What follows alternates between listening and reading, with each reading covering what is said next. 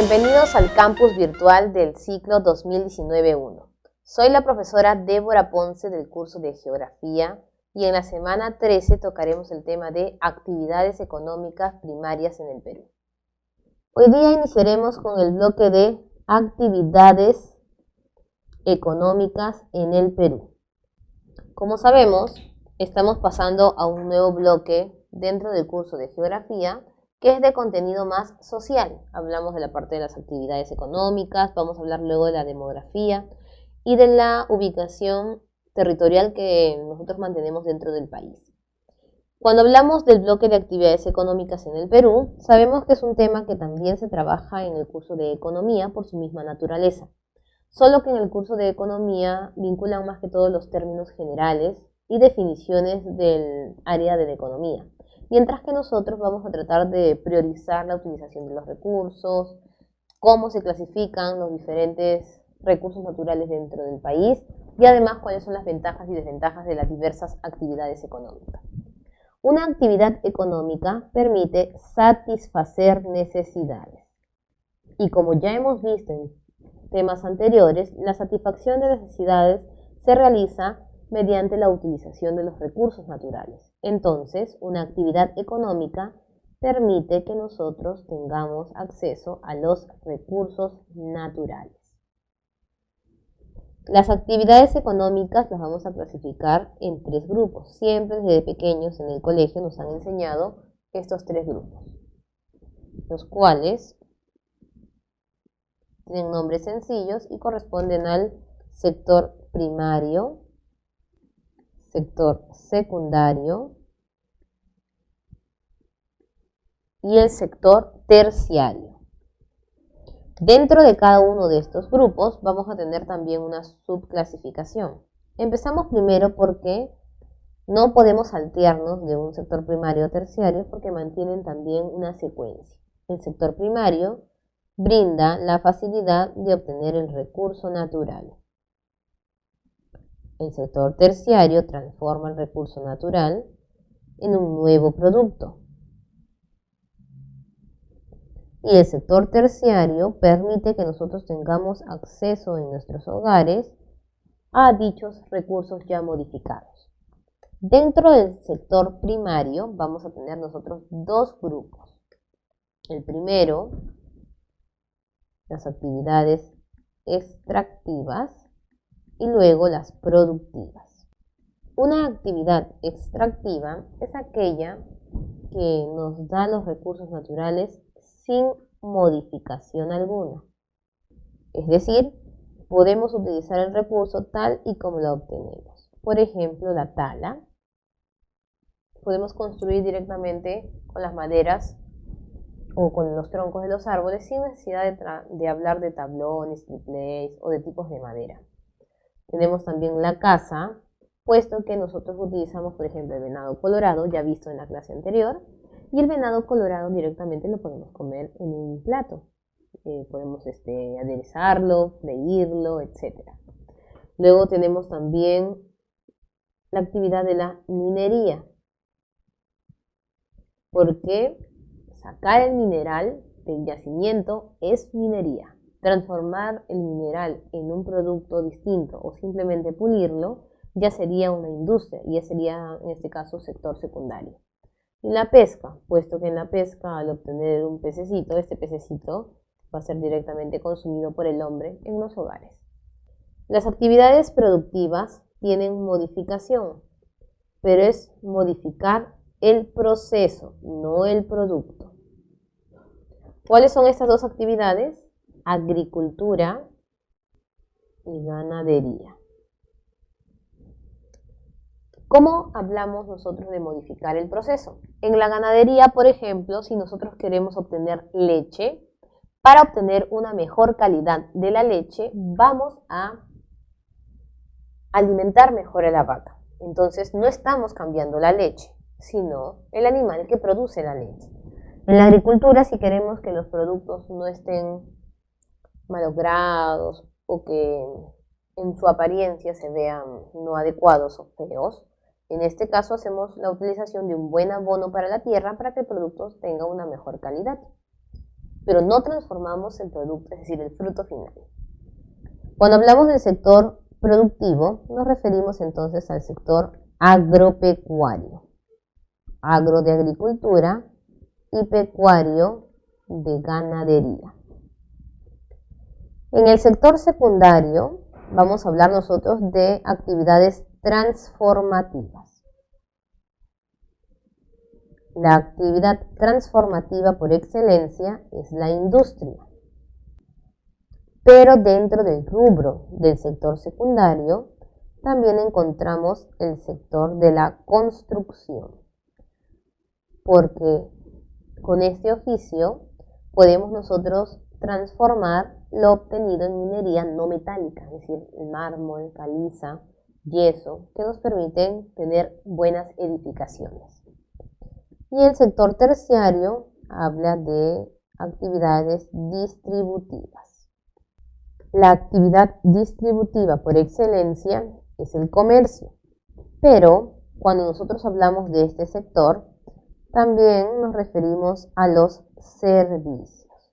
Los servicios son nada más y nada menos las diferentes profesiones a las que nosotros nos dedicamos. Se podría decir que casi siempre los que vivimos en Lima Metropolitana o en Callao tenemos la mira de estudiar o seguir una profesión vinculada a este rubro de servicios. Los servicios no son nada más y nada menos que nuestros derechos. Tenemos el derecho a la educación y recibimos un servicio educativo. Lamentablemente, en los países no desarrollados, el derecho no es impartido en la misma calidad en un servicio público y privado. Pero en otros países, muchas veces hasta el servicio público es mucho mejor. De allí vienen las clásicas frases que utilizan en las movilizaciones los diversos sectores de los servicios, que corresponde a, por ejemplo, ¿no? La salud no es un servicio, sino es un derecho, o la educación no es un servicio, sino es un derecho, priorizando la calidad presente tanto en privados como en empresas públicas.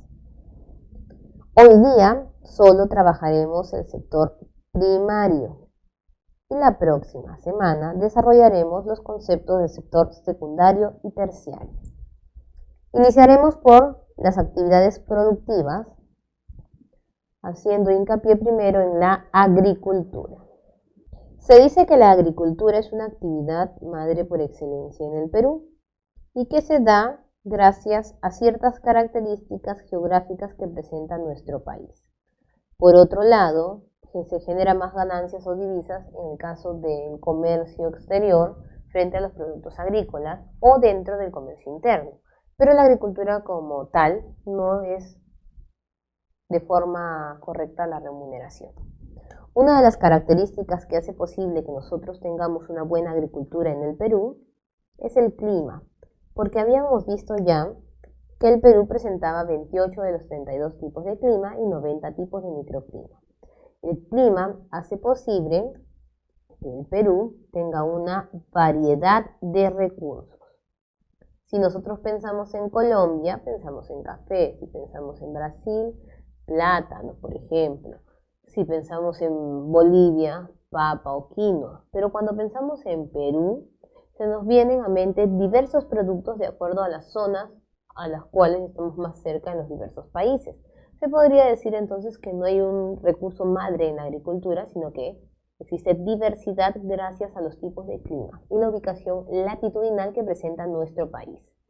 Otro punto que genera potencia para la agricultura es el contenido del agua, es decir, las reservas de agua continental.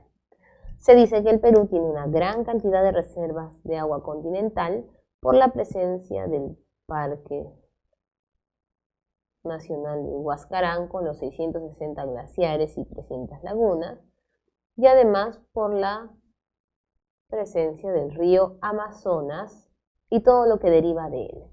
Sin embargo, el tema del agua se vuelve un problema en nuestro país cuando no hacemos una adecuada utilización en las regiones de esta. Teniendo la costa, sierra y selva, muchos decidiríamos que la zona adecuada para la agricultura debería ser la sierra, porque tiene buenas tierras y contenido de agua. Otros dicen que quizás los problemas como las heladas y el friaje ocasionan ciertos problemas para la agricultura. Luego dicen que un lugar ideal sería la selva por la presencia de las lluvias, pero la dificultad está en la superficie boscosa. Y la costa tiene valles y pampas, pero el problema mayor que posee es la ausencia del agua. Lamentablemente, no seguimos una secuencia correcta de la utilización de tierras y se potencia primero la costa, luego la selva y luego la sierra. Y es por eso que en el tema de hidrografía analizábamos varias obras hidráulicas que nos permitiesen a nosotros obtener agua para poder sembrar. Y además que los ríos mismos eran irregulares, entonces no tenían agua durante todo el año. Luego viene el tema del suelo. Un suelo agrícola es un suelo fértil y se dice que en el Perú existen diversos suelos con fertilidad. Pero la realidad es que del 100% de los suelos presentes en nuestro país, solo un 20% es un suelo agrícola, mientras que un 80%, y obviamente estamos redondeando las cifras, corresponde a un suelo no agrícola. No es que el suelo no genere dinero, solo que el suelo no agrícola es utilizado, por ejemplo, para la ganadería, para la tala, minería, o hasta para el mismo hombre para que pueda vivir, hacer transporte, entre otras cosas. Y un problema mayor es que del suelo agrícola, que es un 20%, solo utilizamos debidamente más del 50%, que es menos de 60%, como tierra de cultivo, porque menos del 50%, que se le llama tierra de no cultivo, no es adecuadamente utilizada. Estamos hablando allí de la tierra no trabajada, su nombre lo dice, tierra fértil que nunca ha sido utilizada para agricultura. Tenemos la tierra de barbecho, que es como una solución a la técnica de la agricultura migratoria o del monocultivo. Es decir, utilizamos la tierra por una temporada y la hacemos descansar por otra. Cuando la utilizamos, suma como cultivo y cuando la dejamos de utilizar, resta tierra de cultivo. Y luego tenemos la de descanso, que es una tierra que antes era de barbecho, pero no se volvió a utilizar. La diferencia con la de descanso, con la no trabajada, es que la no trabajada nunca ha sido arada, por lo tanto no tiene problemas de insolación o de provocar rosa y quema. Mientras que la de descanso, como ya ha sido arada en algún momento, genera entonces dicha problemática. Otro tema con la agricultura en el Perú es la utilización de parcelas. Como deben haber escuchado ustedes, el Perú tiene una agricultura parcelaria, es decir, pedacitos pequeños de latifundios, puesto que ya no utilizamos una tierra tan amplia. Eso es debido al problema de la tenencia de tierras. Como ustedes saben, por mucho tiempo se hablaba de una famosa reforma agraria, solución dada por Velasco Alvarado, pero que generaba problemas en función de la administración o de utilización de los campesinos cuando tuvieron nuevamente las tierras. Un ejemplo para que podamos entender esto: si nosotros estudiásemos, por ejemplo, veterinaria y toda nuestra familia trabaja en el rubro de la industria maderera y papelera, imagínense que de un momento a otro heredamos esta industria, pero nosotros nunca hemos trabajado allí, no conocemos cómo es el rubro que vamos a desempeñar y posiblemente terminaríamos mandando a bancarrota a la empresa, vendiéndola, entre otros. Y lo mismo sucedió con la parte de los campesinos. Ellos recibieron las tierras y al no poderlas administrar de manera correcta, terminaron dividiendo las tierras en pequeñas parcelas. Otro problema en la agricultura es la inversión. Cuando hablamos nosotros de la inversión, la podríamos dividir de repente en tres sectores: la inversión pública, la inversión privada o el rubro de la competencia. En el caso de la inversión pública, lamentablemente, se invierte más en una sola o dos regiones a lo máximo. En el tema de la inversión privada, cuando una empresa o país invierte en terrenos agrícolas en el Perú, es para utilizar los recursos para beneficio de ellos mismos. Por ejemplo, el tema de la quinoa. China tiene productos que dicen Made in China y es quinoa, pero es quinoa trabajada en nuestro país. que por el tema de la inversión privada ellos se llevan la quinoa, la envasan y le ponen Made in China. Y en el tema de la competencia, sabemos nosotros que el Perú tiene más de 3.500 tipos de papa, pero aún así seguimos comprando tipos de papa. Entonces, hacemos que las personas que generan agricultura de papa en el Perú pierdan dinero o se les pague muy poco. Por ejemplo, se les paga 5 soles por un costal, 10 soles como máximo, y estamos hablando de más de 10 kilos en un costal, lo que termina costando 20 céntimos o 50 céntimos el kilo de papa. Ellos terminan perdiendo mucho dinero. En algunos lugares hasta 10 céntimos se les paga por cada kilo de papa. Cuando hablamos nosotros de la agricultura, también podríamos hablar de la clasificación de las tierras por el contenido del agua. Y existen entonces dos tipos de maneras de obtener agua para la agricultura. El agua natural, producto de las lluvias, lagunas, glaciares, o la alcanzada por los canales de irrigación y las diversas obras hidráulicas. Cuando nosotros hablamos de un lugar que es abastecido por lluvia o de forma natural, hablamos de una tierra de secano. Y cuando es por canales de irrigación, le decimos tierra de regadío o bajo riego. Las tierras de secano las encontramos en la sierra y selva baja. Recordaron ustedes la gran llanura dividida en barriales, restingas. Y la de regadío la encontramos en la costa, por eso están las obras hidráulicas, y en la selva alta por la dificultad de poder nosotros llegar hacia la superficie boscosa para hacer agricultura migratoria. Además, nosotros relacionamos el concepto de secano al de extensivo y el de la costa y selva alta como intensivo. Por si acaso, el hecho de decir que la sierra es extensiva o que la costa es intensiva no significa que todo en general se trabaje de esa manera.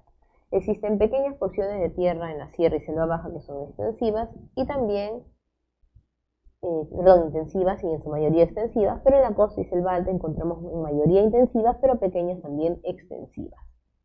¿Qué significa extensivo?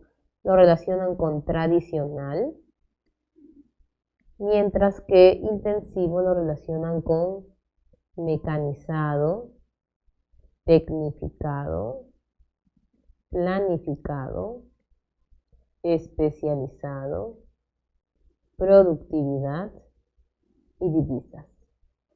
En otras palabras, cuando piensas en la agricultura de la costa o de la selva alta, piensas en grandes maquinarias de agricultura, en abonos o pesticidas artificiales o programas masivos de cuidado natural o sostenible, de la venta y exportación de estos productos, de especialistas botánicos, agrónomos cuidando el lugar, y si fuera ganadería estarías hablando de zootécnicos o veterinarios, y obviamente de mayor calidad.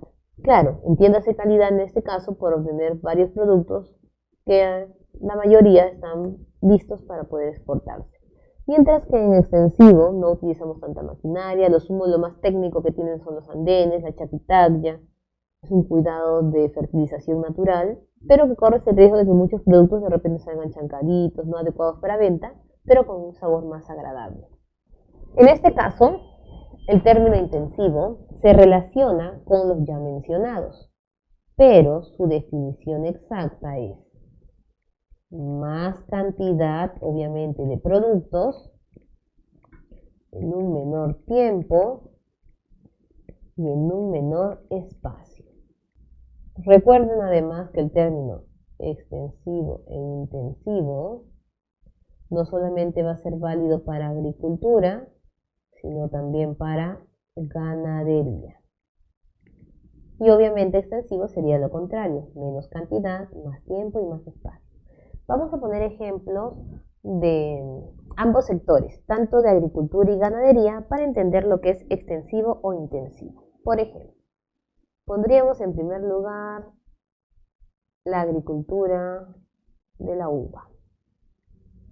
La uva es una plantación que necesita mucho espacio, pero que se adecua en realidad al espacio que tú le das. Las plantas de la uva pueden poblar todo un cuarto enorme, como también crecer en un espacio pequeño. ¿Qué hacemos en una agricultura extensiva? Dejamos que la uva se expanda según su naturaleza. ¿Qué hacemos en la zona intensiva? Evitamos que la uva se expanda para que perjudique otros cultivos y los amarramos en ciertos muros o tablones como hornos de pan, regulando su espacio. Otro ejemplo serían los productos de supermercado. Por ejemplo, vamos a poner verduras. Una verdura de supermercado que casi siempre es intensiva, es hermosa a la vista, casi la mayoría son orgánicas, algunas forzadas a crecer con carbono, por eso que parece que estuvieran más maduras más rápido de lo normal, pero adentro todavía les falta madurar. Mientras que una verdura de la sierra es más pequeña quizás, no tiene una tonalidad tan brillante, pero su sabor es exquisito. Si hablamos de ganadería, pondríamos el ejemplo del pollo. Todos hemos visto que un pollo para crecer toma su tiempo, tanto desde la incubación por una gallina ponedora, como además también del crecimiento y alimentación del mismo, teniendo temporadas de descanso. Pero en el caso del pollo de ganadería intensiva, es un pollo criado por masificación. Por ejemplo, colocan en una incubadora 300 a 500 pollos, o huevitos en este caso, los alumbran con focos y los obligan a que puedan nacer rápidamente los pollitos. Y se les da alimentación continua, evitando que descansen largos periodos de tiempo, prendiéndoseles la luz rápidamente. Y además también cuando vemos que están creciendo, les van inyectando ciertos nutrientes para que el pollo se vea más grande y muchas veces los fuerzan a crecer. En el caso de las vacas también sucede lo mismo. El ganado vacuno extensivo es un ganado donde la vaca se desplaza a sus anchas con otros animalitos, come a sus horas y cuando desea. Mientras que la vaca intensiva casi siempre es reproducida, por ejemplo, en masificación. Ponen varias vacas, un solo toro que se encarga de reproducir a estas vacas y hasta muchas veces se les hace inseminación artificial. Hemos visto en varios reportajes que el ganado vacuno en otros países ya un poco más forzado todo este tipo de alimentación, que les hacen como un agujero en la barriga y por allí se les introduce la comida para que vaya más rápido a una de sus barrigas. Ese es el problema entonces de lo que vendría a ser la ganadería intensiva. Casi siempre se prioriza la cantidad y no la crianza del animal o de la reproducción adecuada de cierta planta o cierto animalito. Muy bien, ahora pasaremos a revisar en nuestra separata las regiones productoras, en este caso agrícolas, para recordar cuáles son las más importantes. Por ejemplo, vamos a ver nosotros que se inicia con el tema del café. Cuando pensamos en café, nosotros pensamos inmediatamente en selva alta, siendo una de las zonas más importantes la zona de Junín y Cusco. En el caso de las zonas de café, la zona por excelencia es Chanchamayo, la zona de Oxapampa, pero vamos a encontrar como lugar favorito la tierra del café en Villarrica. Cuando hablamos nosotros de Villarrica, hablamos de un lugar donde no solamente producen el café clásico, sino que hacen diversos tostados del café, obteniendo diversos sabores, por ejemplo, café sabor a caramelo, a chocolate, y solamente por tostar de forma o en menor cantidad o mayor cantidad un grano de café. En la plaza de Villarrica vamos a ver nosotros que cuando es su aniversario, ellos realizan en la plaza una cafetera grande e invitan café a todos los que visiten el lugar. Cuando hablas de café también recuerda que estás hablando de un cultivo ancho y amplio, es decir, casi siempre donde se siembra café no se siembra otro producto. Luego tenemos nosotros la caña de azúcar, el arroz, el maíz amiláceo, que su zona de mayor producción vendría a ser la zona de la costa norte. En el caso del arroz se exporta más el de la selva de San Martín, pero se utiliza más el de Jequetepeque en Lambayeque. Maíz amiláceo, estamos hablando de granos gordos, de choclo, de maíz, y algodón tanto para la producción textil como para el consumo directo. En el caso de la vid y el mango tenemos zonas divididas, por ejemplo, se exporta más la uva y el mango del norte, estás hablando de la uva de color verde la Italia o la roja por injerto. Y estás hablando del mango grande o también el mango verde que se come con sal en la zona del norte del país, que no es un mango dulce con sal, sino es un sabor distinto y una contextura distinta también. Pero no deja de ser una zona ideal para la uva y el mango Ica, conocido como el mango más delicioso y dulce, y además la tierra de la producción de vinos. En el caso de espárragos, estamos vinculándolo al lugar de la costa, siendo específicos la zona norte y zona centro-sur. Los espárragos tienen una gran producción en nuestro país, pero como no es un alimento que suele consumirse en los hogares, casi siempre se utilizan para exportación. Páprica, que vendría a ser el ají panca, se desarrolla también en la zona de la costa. Y cuando hablamos nosotros de papa, de quinoa y cebolla, estamos hablando de las zonas sur de nuestro país, especialmente lo que nosotros llamamos Sierra Sur, y en el caso de la cebolla, la parte de Arequipa e Ica.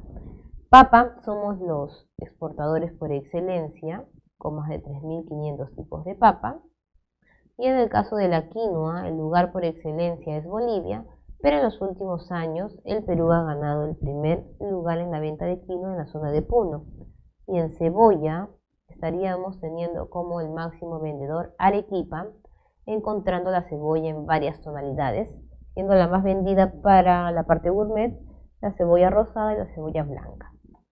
Ahora pasaremos a hablar de la ganadería. Como ya hemos mencionado, la ganadería se vincula bastante a la agricultura por los términos de intensivo y extensivo. En el caso de la ganadería, el animalito puede ser utilizado para consumo directo en alimentación, en vestimenta, para tracción, que es cuando los animalitos los utilizan para arar en el campo, animal de carga o animalito para deporte. Y vamos a hablar de algunos tipos de ganadería más utilizados en el Perú, como es el ganado vacuno. Tenemos nosotros diversos tipos de raza. Casi siempre en ganadería vas a escuchar el término criollo o cruzado. Como sabemos nosotros, la tierra de la ganadería por excelencia es Europa, pero en el caso de Sudamérica tenemos también exclusividades, y la mayor exclusividad es el cruce de los diversos tipos de animal. Para Europa mantener las razas puras es ideal, mientras que para Sudamérica tener un animalito que pueda servirnos para diversas actividades es mejor. En el caso del ganado vacuno hay mayor cantidad de criollos, pero encontramos 3 razas puras. La Brown Swiss, utilizada para la Swiss Light de mantequilla, por eso viene el término. Brown, porque el color de esta vaquita es totalmente marrón. Y esta vaquita nos va a servir a nosotros para carne y para leche. Luego tenemos la vaca Holstein, la clásica vaca blanca con manchas negras o blanca con manchas marrones. Es la vaca lechera por excelencia, que viene de Holanda. Ambas son vacas de lugares templados o fríos. Si van a un lugar tropical no producen leche. Mientras que el Sir Zebu, que viene de la India, vive en la selva, es un animal lechero, pero es lo contrario, sobrevive más que todo en lugares tropicales y si va a lugares fríos ya no produce leche. Podemos ver en las imágenes de nuestra separata, el Zebu es más grande que una vaca común, ella es la hembra, pero el macho tiene una joroba más grande, los cuernitos más grandes todavía. El cebú es un animal salvaje, no es como una vaca clásica, cuando ellos se molestan suele saltar las vallas de las granjas y pueden hasta atacar. Pero sin embargo, cuando ya encontramos cebús domesticados, les cortan un poco el cuerno y ya nosotros nos podemos acercar. Hasta hay personas que todavía se toman fotos junto a este animalito. La mayor cantidad de ganado vacuno lo encontramos en la zona de Cajamarca, específicamente la Swiss y Holstein. Luego tenemos el ganado ovino. Estamos hablando de las ovejitas son más que todo utilizadas para lana, mientras que comemos el carnero y cordero, es decir, el macho y la cría. Igual tenemos también animalitos criollos, pero encontramos 3 razas puras. La Corriedale, que es la clásica oveja blanca, lana blanca. La Sharping Down, que es de color negro y marrón. Y la Black Belly, viene la India también, su nombre lo dice, es de lana negra, pero es más alto su cuellito porque es más que todo tropical. Luego tenemos nosotros el ganado de alpacas. Vamos a encontrar también las cruzadas, pero encontramos dos razas puras en nuestra zona. Huacaya, que es la alpaca utilizada para carne seca, y también para ropa. Recuerden que la alpaca bebé es la ropa más cara que nosotros podemos encontrar de los camélidos. Y tenemos la suri, que es, a diferencia de la huacaya tiene un pelaje corto y la suri tiene un pelaje mucho más largo, lo podemos ver en la imagen de la separata. Tiene como el pelaje trenzado. Y si la huacaya bebé es cara, imagínense una bebé suri. Sería entonces una de las ropas más caras para conseguir para nosotros. Más que todo se utiliza para la obtención de la lana. Luego tenemos nosotros el ganado porcino. Tenemos el clásico ganado porcino rosadito utilizado para embutidos. La carne de cerdo es considerada una de las más nutritivas y la que tiene menos colesterol. Pero en el caso de Sudamérica, la presencia del ganado porcino criollo hizo entonces que la carne, la mezcla de este tipo de colores de animalitos, generó un animalito de varios colores, de varias manchas, que a simple vista no es agradable, pero sin embargo es el que presenta mejor carne a nivel mundial. Luego tenemos nosotros la crianza de las aves, las avícolas. Tenemos allí la presencia de los pollos, en primer lugar. Sabemos que los pollos vinieron más que todo a la zona de Lima a partir de los años 75 con el hijo de Morales Bermúdez y la crianza de este animalito. Antes comían más que todo pato, pavo, gallina. Luego tenemos otros tipos de animales ya, destacándose por ejemplo las cabras, en la zona de Piura, leche y queso de cabra, uno de los más ricos, la crianza de cuy en la Sierra Sur, conejos en la costa y el ganado equino, porque ustedes saben que por ley podemos comer caballo. En el camal vas a encontrar carne de ganado vacuno y carne de ganado equino.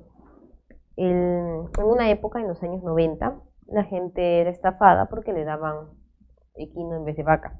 Y el equino en realidad es una carne de un buen sabor y calidad y nutrientes, pero obviamente no estaba bajo supervisión del Ministerio de Salud. Ahora se permite, como ustedes saben, en Europa hay un consumo masivo de equino y por el contrario los cuyes para ellos son mascotas, mientras que para nosotros es al revés, comemos cuy, pero no imaginamos mucho comer carne de equino.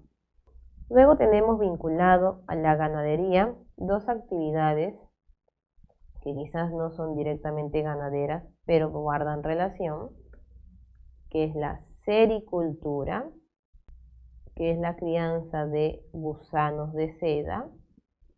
Los gusanos de seda son de China y son traídos para rehabilitarse en el Perú en la zona de Tingo María. No es usual verlos transitando en el bosque porque los gusanos de seda suelen dañar el ambiente. Y por otro lado está la acuicultura, que es el cultivo de animales de río, lago o mar, pero en zonas de forma sostenible o artificial, es decir, para mejorar su producción y controlar que el animalito obviamente no se extinga. Encontramos en la acuicultura, en el caso de la costa, langostinos, conchas negras y camarón de río, como vieron ustedes, afectados por no respetar las temporadas de veda. Encontramos en la sierra la trucha. Ustedes saben la historia de la trucha no es tan grande como la vemos en el Perú y no es del Perú. Fue traída a la zona de Junín para salvar la reproducción de esta especie. El animalito llega a las lagunas de Junín y se consume casi todos los pececitos que habían allí, siendo una depredadora en el lugar. Por eso le dicen la piraña andina, porque encontraron casos en que truchas se comen entre sí. Aumentaron su tamaño y para evitar que se extingan estos animales y también que puedan consumirse de manera sostenible, los encontramos en criaderos de acuicultura como en la zona de Ingenio. Y en el caso de la selva, colocan aquí a los animales más consumidos por el hombre, como son la gamitana, paco, boquichico y la más utilizada, la tilapia. Muy bien, ahora ya terminamos la actividad de la ganadería y pasaremos a hacer el otro bloque que corresponde a actividades extractivas. Y empezaremos entonces por la pesca, porque hoy solamente trabajaremos pesca y minería. No vamos a trabajar ni tala ni caza. La pesca. Empezaremos hablando, mejor dicho, de los tipos de pesca. Tenemos 3 tipos de pesca en el Perú. La pesca de bajura o artesanal. Tenemos la pesca de menor escala y la pesca de mayor escala o industrial. La pesca de bajura se realiza en las caletas, que son puertos pequeñitos o bahías pequeñas llamadas ensenadas, como la caleta de Tacna. Pero también puedo hacer pesca de bajura en los diversos puertos, claro que siempre se realiza con pequeñas embarcaciones o caña de pescar. El de menor escala se utiliza más que todo en los puertos menores y de mayor escala en los puertos mayores. Otra diferencia es el tipo de embarcaciones. Las embarcaciones que realizamos nosotros, que utilizamos, en la pesca de bajura, son botes, chalanas, lanchas. Luego nosotros encontraremos en la de menor escala las mismas embarcaciones pero a motor. Y en el caso de la mayor escala encontramos ya barcos y bolicheras. ¿Qué podemos y qué no podemos extraer? En el caso de bajura podemos obtener anchoveta y sardina. En este caso no podemos sacar anchoveta ni sardina. En menor y mayor escala sí podemos obtener anchoveta y sardina. En el caso de la menor escala vamos a obtener anchoveta y sardina solo para mercado interno. Y la anchoveta y sardina en el caso de la de mayor escala son en toneladas para obviamente convertirlas posteriormente a aceite, harina y conservas. Otra diferencia es cómo actúa el Ministerio de Producción. En el caso de la pesca de bajura no existe el cobro de impuestos, pero tampoco se tiene control de las embarcaciones. Por eso siempre encontramos que se pierde una embarcación artesanal y preguntan cuáles son las personas o cuántas eran las personas que se encontraban allí. En el caso de la de menor escala, sí se paga impuestos, menores a la de mayor escala, obviamente, porque la de mayor escala paga impuestos de industria, pesca y aduana. Y en el caso de menor escala, tenemos control satelital, registrando las embarcaciones, y en la de mayor tenemos satelital y además control de peso. ¿Qué podríamos encontrar en la actualidad en relación de la pesca con el ser humano? Se dice que una persona debe acercarse hasta donde están las boyas, que son una medida de 2 a 3 millas. Pasando entre 2 a 3 millas, posiblemente el salvavidas ya no nos rescate, sino tengan que llamar a la marina para rescatarnos, porque el salvavidas estaría arriesgando la vida. Si nosotros pasábamos las 5 millas o las 3 millas, íbamos a encontrarnos solo con embarcaciones pequeñas o máximo de motor. Era muy raro estar cercanos a barcos o bolicheras. La nueva ley de pesca ha unido los 2 primeros sectores y ha dividido el último sector.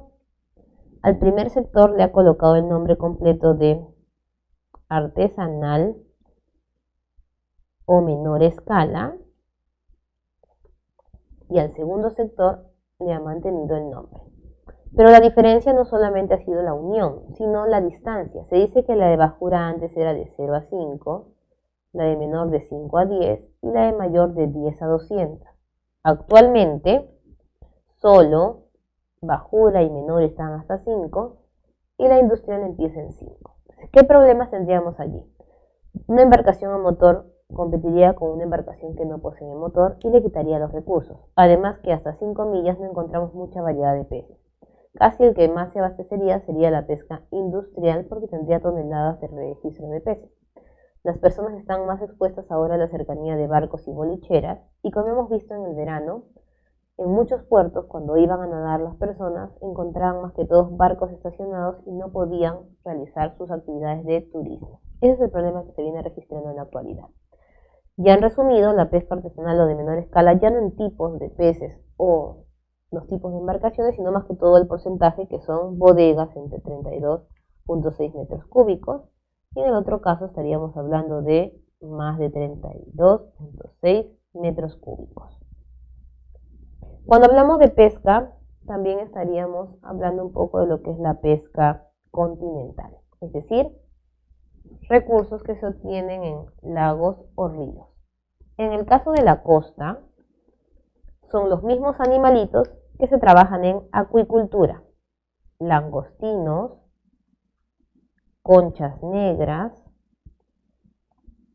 camarones de río y hasta las merluzas, que tienen alto contenido de grasa. En el caso de la sierra, encontramos carachi, ishpi, el suche y el famoso o la famosa trucha, que ya hemos hablado de ella. Y en la selva, el pececito que conocimos en la clase anterior, el paiche, tenemos el dorado, la corvina, que son las más consumidas, pero el pececito por excelencia allí es la doncella, un pececito que tiene menos contenido de grasa a pesar de ser continental, porque siempre los pececitos del continente tienen más grasa que los del océano, y además su sabor es exquisito. Cuando vamos a un restaurante amazónico en la costa, se van a dar cuenta que los platos, por ejemplo, de ceviche son más caros en doncella que en los pececitos comunes. Y para terminar, iniciaríamos con el bloque de minería, bloque final.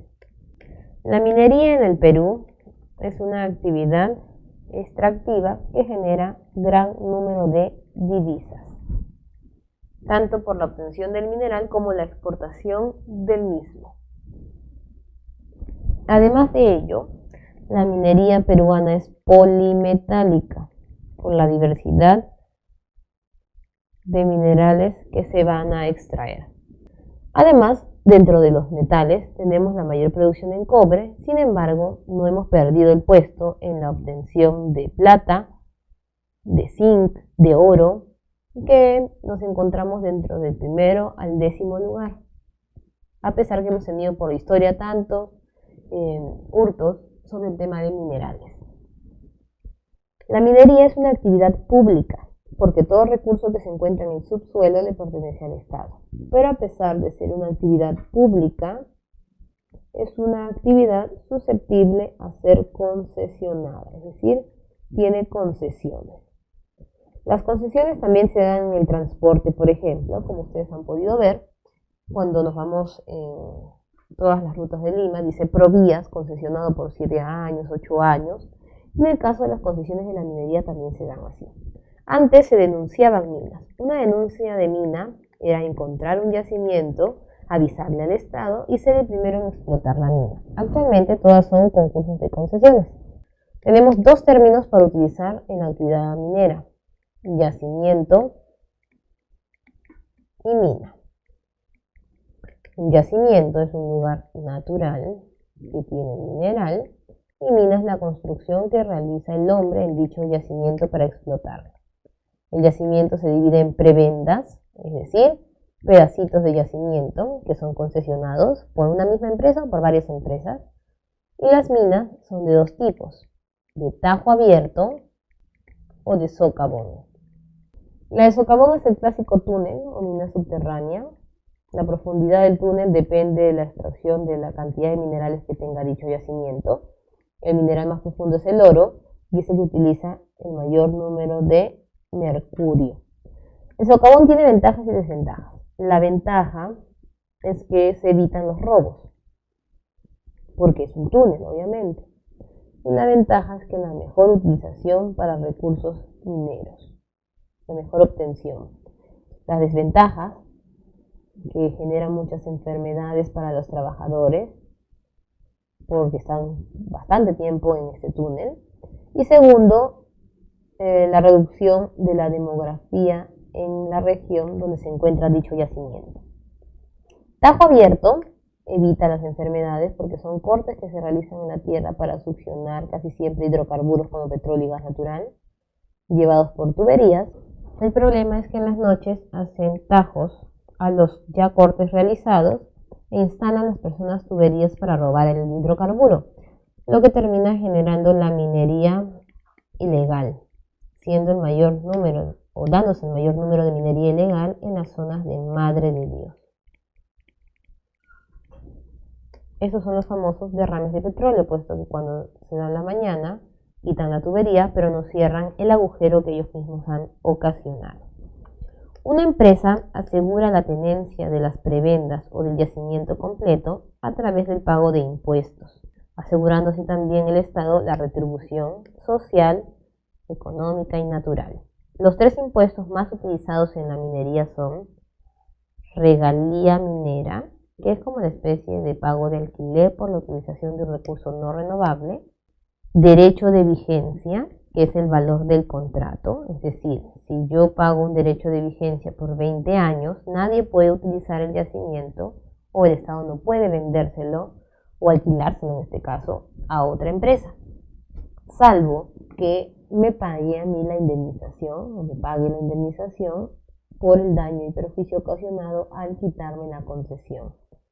Y el gravamen minero, como ustedes saben, la minería genera grandes ganancias, así que se destina que el 15% de las ganancias vayan al Estado. Oposición al inicio de las empresas, pero que luego fue aceptada. De total de dinero que ingresa, 50% va para el Ministerio de Energía y Minas y 50% para el gobierno regional encargado o dueño de dicho yacimiento, es decir, de la parte del estado en el cual encontramos el yacimiento. Por ejemplo, en Ancash tenemos la mina de Antamina y Ancash se lleva un 50% de los ingresos de esa mina. A esto se le llama, solamente a la parte del 50% del gobierno regional, canon. Existen cánones diferentes, canon pesquero, canon aduanero, canon de tala, pero en este caso es el canon minero. Por eso es que Ancash protestó tanto y revocó a tantas autoridades, puesto que ellos son los ganadores de mayor ingreso por canon. Tienen canon pesquero, aduanero, encima la mayor mina del Perú, que es Antamina. Pero sin embargo, como podemos ver nosotros en las unidades mineras, Antamina, a pesar de ser la mina con mayor diversidad de productos, ha bajado en el año 2017, porque encontramos en cobre Cerro Verde como primer lugar y Antamina en tercero. En zinc, Antamina se mantiene. En plata, Uchuchacua desplazó a Antamina. Y en oro, la reina sigue siendo Chaupiloma, que vendría a ser la zona de Yanacocha. Y encontramos en plomo a Nimón, siendo en estaño la zona de Puno la única unidad minera San Rafael, y en Ica encontramos a Marcona con la obtención del hierro. Ahora pasaremos a analizar por último el tema de los hidrocarburos, petróleo y gas natural. En el caso del petróleo, estamos hablando de los primeros yacimientos de hidrocarburos, que como sabemos nosotros encontramos petróleo tanto en la región amazónica como en la costa norte y parte del Zócalo, ¿verdad? En el caso de la costa norte tendríamos el Zócalo y los Tablazos, pero encontramos mayor cantidad en la sierra. Pero debido a que hay más cercanía de Lima con la costa norte, el tránsito del oleoducto norperuano, que así se conoce, que extrae el petróleo, estaríamos hablando de un camino desde la selva hasta la costa norte, empezando en la estación de San José de Saramuro, en Loreto, y terminando en Bayóvar, en Piura. Ese es el recorrido del oleoducto, teniendo como zona del oleoducto principal la primera hasta la quinta estación, e iniciándose un ramal del norte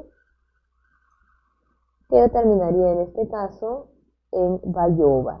Por eso hablamos nosotros que hay 5 estaciones, pero una extensión de una estación más, dando el contenido total de 6. Luego, en este viaje de las estaciones, podríamos generar ramales de extensiones hasta la número 9. Y además, tenemos refinerías que se dan desde el inicio del oleoducto hasta en la zona de la capital, siendo en la capital las más importantes, Pampilla en Ventanilla y Conchán en Lima. Cuando viajamos hacia las playas del sur vamos a ver varias plantas de color blanco, que son las refinerías de Conchán. ¿Qué es una refinería? Es una planta que transforma el petróleo en combustible, plástico, pinturas o cosas similares, pero que en otros países, por ejemplo en Estados Unidos, hablan de 3 lugares, es decir, oleoducto, destilería y refinería, siendo para nosotros una refinería lo que ellos llaman destilería, y más bien en una refinería, por ejemplo, Estados Unidos realiza zapatillas, correas, carteras, entre otros con petróleo. Por eso para ellos el petróleo es tan importante, aunque la utilización de este no es algo sostenible. En el caso del gas natural estaríamos hablando de una construcción llamada gaseoducto. El gaseoducto tiene varias empresas explotando los yacimientos, siendo el yacimiento más importante Camisea en Cusco, llegando a ser la primera empresa en explotar los yacimientos, también en dar la oportunidad a universitarios a que trabajen allí, luego dándoles el título para ser los administradores de dicha planta de gaseoducto, generándose luego nuevas empresas como Quinterón Guaitía en Ucayali y Talara en Piura, y ahora construyéndose también los gaseoductos de la zona sur. ¿Cuál es la ventaja de repente de tener gas natural o no utilizar petróleo?